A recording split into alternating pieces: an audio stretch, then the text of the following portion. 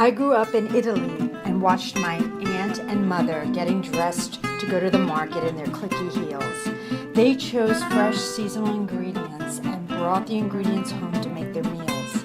As a registered dietitian, I know that true Italian food is the healthiest, but I also know it's how they lived and how they ate their food too. How can a busy New Yorker live in Italian? I will show you how, and I will show you how to do it all in style. This is Living in Italian.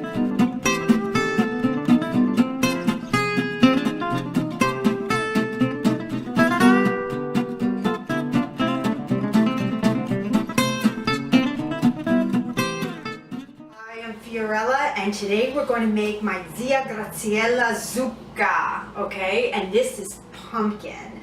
And I remember going to Naples and my Aunt Grazziella made a great recipe with using this, and it was so beautiful and it was so colorful. I was inspired by her recipe. Now we're not going to exactly do it like her. I'm actually going to make it with pesto. So this is how we're going to start. We're going to go ahead and get a pan, and we're going to heat it to a medium heat and start with a little olive oil in the pan. Then we're going to add some fresh garlic and just have it saute a bit in there. Now the beauty of pumpkins, we're using a calabaza pumpkin. You can also use a sugar pumpkin to cook. And what this particular pumpkin has is that it's very high in vitamin A and beta carotene. What is not commonly known is that it has a lot of potassium as well. It's actually chock full of potassium, a lot more than even an avocado and a banana. So it's really, really great for you. Now, because it has a fat-soluble vitamin, which is vitamin A, it is great to use the olive oil in the recipe as well as the pesto to enhance the absorption of the fat-soluble vitamin. So here we are, and we're starting to smell the garlic roast, and this is great, and the garlic has antimicrobial properties.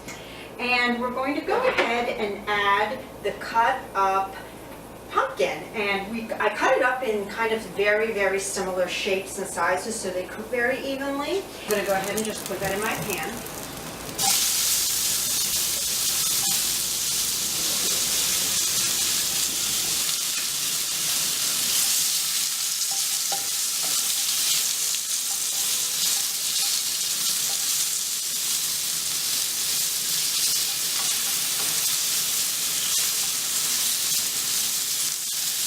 And give a kiss to Sophia, because she cooks with me, and I know she would love this recipe too. So we're going to go ahead and saute it a bit in the pan, just move it around so it starts to absorb all of the flavors of the garlic. We're going to add some beautiful sea salt to it as well, just to liven up the flavors. And remember, one of the things that you can do with this too is you can add some cinnamon and some pecans to this as well, and it becomes a really, really sweet type of a side dish rather than a more savory one like we're doing today.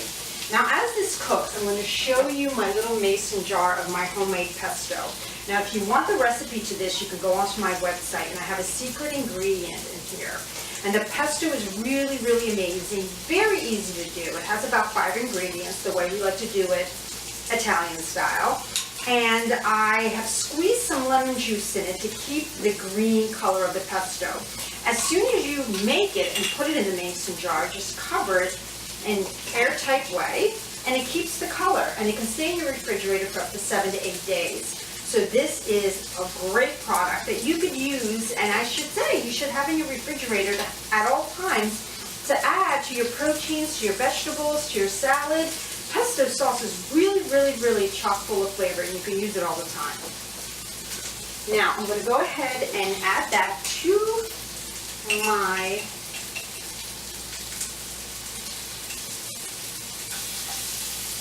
there we go. And you just want to kind of take a couple of dollops of that.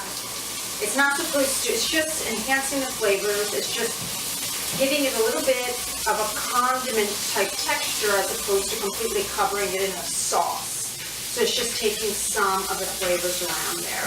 What I'm going to do is show you how to present this. Now, you can use this as a side with any of your dishes. You can actually put this on top of a warm spinach salad, which would also be really, really amazing. But I'm going to show you how to make it on a bruschetta. One of the things that we Italians love to do is entertain. And now that we're coming up into entertaining holiday season, I would like to show you how to turn this beautiful pumpkin, pesto pumpkin, into a bruschetta that you can give at a cocktail party and at a dinner party. So we're going to go ahead and get some crusty whole grain bread. And we're just going to get it warm. And we're going to go ahead and put this right on the bruschetta. And your guests are going to love this because it's a veggie-friendly, easy to eat, and delicious savory bruschetta. And we're going to go ahead and put the rest of them on this too. And now the pumpkin is getting this gorgeous golden sides to it. That'll give it some crispy edges.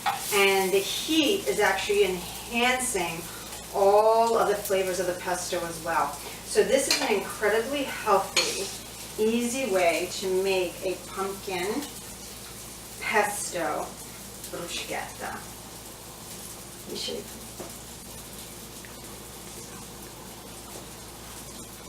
And here we are living in Italian.